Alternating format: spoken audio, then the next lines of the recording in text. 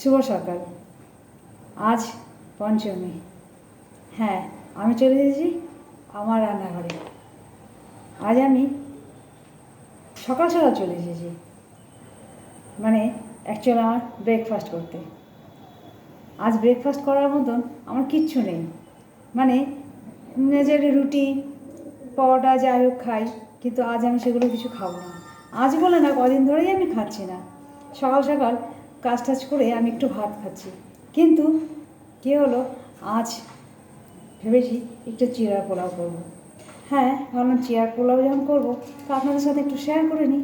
ব্যাস, সেই থেকে আমি শুরু করে দিলাম। কড়াইতে আগের থেকে আমি একটু ঘি দিয়ে রেখেছিলাম, ঘিটা গরম হয়ে গেছে। এবার দারচিনি দিয়ে দিলাম একটু। এবার আমি একটুখানি আগের থেকেই চিড়েটাকে ভিজিয়ে রেখেছিলাম। ভিজিয়ে বললে ভুল হবে, মানে ধুয়ে রেখেছিলাম একদম পুরো ঝরঝরে করে। আমি ধুয়ে জল ঝরিয়ে রাখছিলাম। এবার আমি এটা এখানে দিয়ে দেব, ঘিটার উপরে দিয়ে দেব। ঘির উপরে আমি এটা দিয়ে দিলাম। এটা একটু নাড়াচাড়া করতে থাকতে হবে। আমি এখানে সব কিছু রেডি করে নিয়েছি, একটু কিশমিশ রেডি করে নিয়েছি, বাদাম আগের থেকে একটু ভেজে রেখেছি, সেই বাদামটা দেবো। আমি চিনে বাদাম দিচ্ছি, চাইলে কাজু বাদাম আপনারা দিতে পারে। আমার কাজু বাদাম নেই ঘরে, তাই চিনে বাদাম দিয়েই করবো, আমার মতন করেই করবো। কারণ কালকে তো আবার ষষ্ঠী, সেই লুচি পাওয়াটাই খেতে হবে।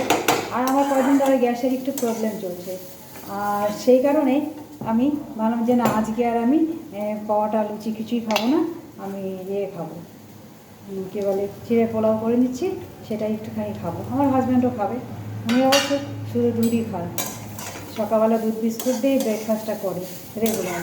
তো আজ আমি যখন করবো ভাবলাম যে ও খাবে, ওই আর কি। ছেলে তো খাবে না, ছেলে আস্তে আস্তে সে সন্ধেবেলা অনেক দেরি করে, ও আবার খুব একটা পছন্দও করে না। ওর খাবার আবার একটুখানি ইয়েও আছে, মানে বাই আছে, এটা না ওটা না। চিড়ে পোলাওটা আবার একটু গরম গরম হবে, গরম বলে না, সঙ্গে সঙ্গে হলো, একটু বাদে দিলাম, তোরা ঠিক আছে। কিন্তু ওই করে রেখে দিলাম সাত সকালে, তারপরে সে রাত্রিবেলা 8টার সময় খাবে, সেটা খাবে না। এই আর কি, ওর খাবার অনেক বাজ বিচার। যাকে কী আর করা যাবে। আমি যখন এখানে আছি তো ব্যাটিরে অনেকদিন কষ্ট করেছি, একা একা যখন ছিল তখন ও মেসে খেত, মেসে খাওয়া খুব জঘন্য, তো চেহারাটাও খুব খারাপ হয়ে গেছে, তা ওই দিকটা একটু নজর দিতে হয় আর কি।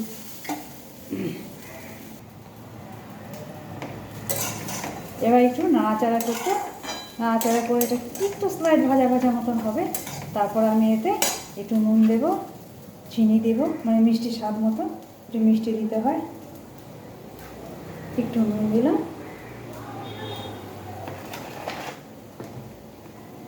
একটু হলুদও দেবো, কারণ কালার হওয়ার জন্য একটু হলুদ দিতে হবে, খুব একটা বেশি না দিলেও চলবে।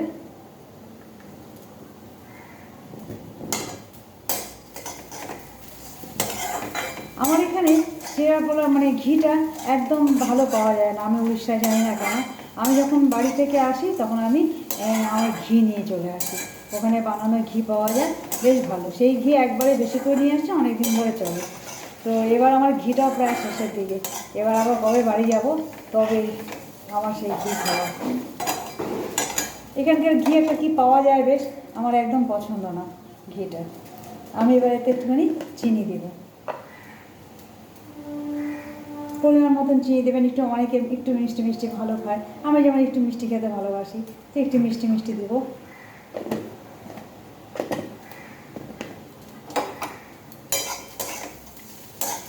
এবার যেহেতু একটু ভাজা ভাজা হয়ে গেল, এবার এতে আমি সামান্য জল, একদম সামান্য জল, একটু জল প্রাপ্ত হবে, মানে মানে জলের ছিটে বলতে পারে, এরকম করে হাত দিয়ে নিয়ে একটুখানি জল অ্যাড করে দেবো।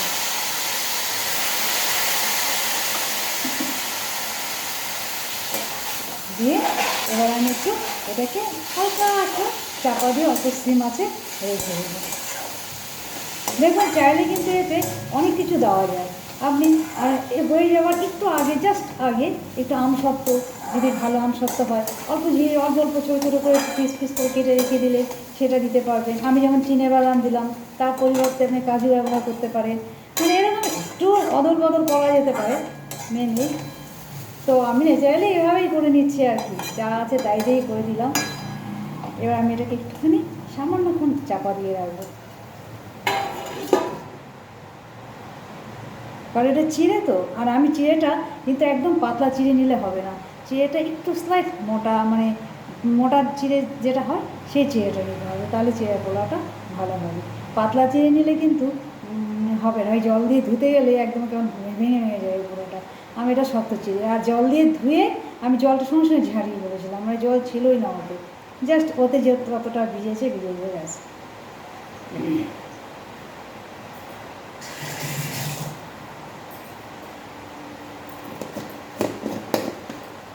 বেশিক্ষণ একটা চাপা দিয়ে রাখার দরকার নেই এতে, কারণ আমি জল একদম দিইনি, নামমাত্র জল দিয়েছি। আমি এবার এটাকে দেখবো।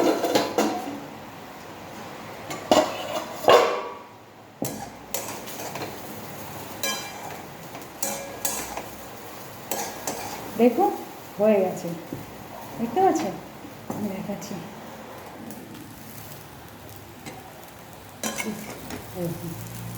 হয়ে গেছে। আমি এবার এটাকে নামিয়ে দেব,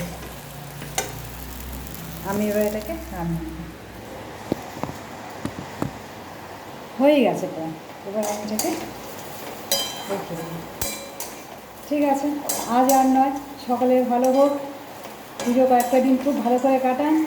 আর এখানে বৃষ্টি শুরু হয়ে গেছে, আজ বৃষ্টি পড়ছে। তো আমার তো বাইরে যাওয়া নেই, আর যে যেখানে ঠাকুর দেখছেন সেখানে বৃষ্টি না হোক এটাই প্রার্থনা করি, কারণ পূজা কমিটি অনেক কষ্ট করে পুজোর অ্যারেঞ্জমেন্ট করে, তারপর যদি বৃষ্টিতে লোকজন যেতে না পারে সত্যি তাদের খুব কষ্ট হয়, সেটা আমি ঘরে থেকে ফিল করতে পারছি। ঠিক আছে, বাই, আজ রাখি, আবার দেখা হবে।